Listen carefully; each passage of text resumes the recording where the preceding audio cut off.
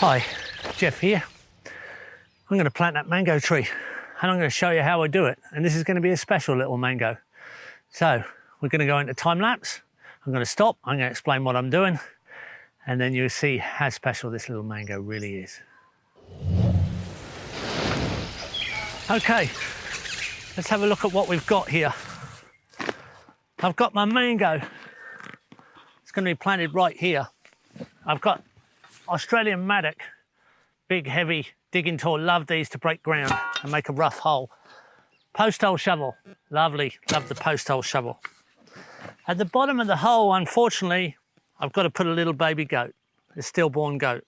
Shame, didn't make it, but every animal that dies on Zaytuna farm, if possible, goes under a tree. So I'll be here growing mangoes for us. Now, I'm going to bury them down the bottom, and I'm going to cover them with a little bit of soil and then put the tree on top of him. Right? And then rough the hole. And I'm going to bring it back up to the surface. And then I'm going to put some of our great compost at the surface down, which is good gear, pretty good gear. 18-day compost, probably a bit older, but this is nice stuff. They'd be sitting on the top of the soil around the mango tree, not right on the trunk, just away from the trunk a little bit. Then I'm going to put some of our great horse manure. Well-fed horses, pretty mild manure, but that's going to feed the guys that are in here because there's billions, gillions, gazillions of organisms in this. So they need a bit of feed. That's going to sit on top of those.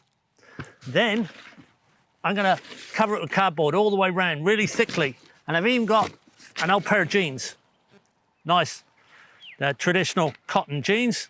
They're going to go on there as well. I wore these out all right. Look at the hole in the knee. But they're going to help grow a mango. Lovely. Then on top of that, I've got a bucket here of mulch, but it's soaking in worm juice. So the bottom here is soaking wet.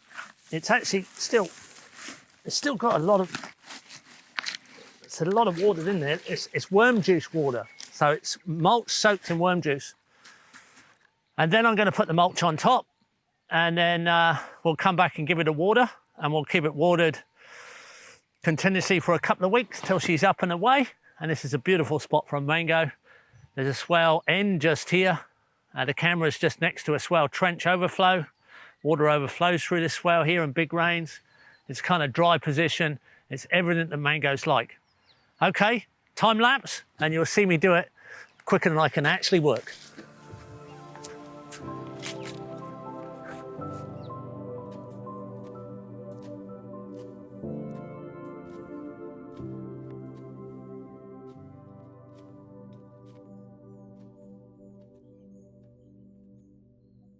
Okay, there we are. I put a sprinkler on. It's Zaytuna farm. We always have gravity water somewhere, a little bit of hose, and I got a tap. Low pressure sprinkler. It's going to wet the whole area. It's going to saturate it.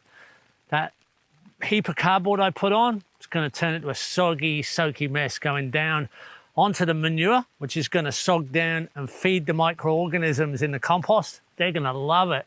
They're thinking right now that a forest has landed on top of them with lots of animals in it because they got this feed of mellow horse manure. They got a massive amount of mulch sitting on the top. It's all going to soak down. It's just like a supreme forest layering on top of those organisms. So they're going, yay, let's roll.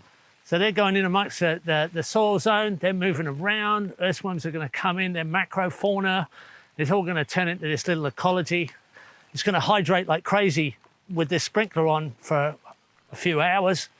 The whole area is going to keep wet. I probably don't have to water it again. I'll look at it every 2 weeks as I go past, make sure it needs a bit of, if it needs a bit of water, I'll give it a bucket or something. It's going to take off. Our little goat, love and respect, it's what it's all about. It's going to create mangoes for maybe a few hundred years, way past my time. People will be eating these mangoes.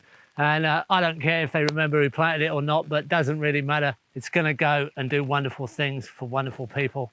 Shade, bird perches, fruit bats are going to eat some. We're going to share it. It's all part of the love and respect that we need to have for the living world. Here you go. Planting a tree for good reason.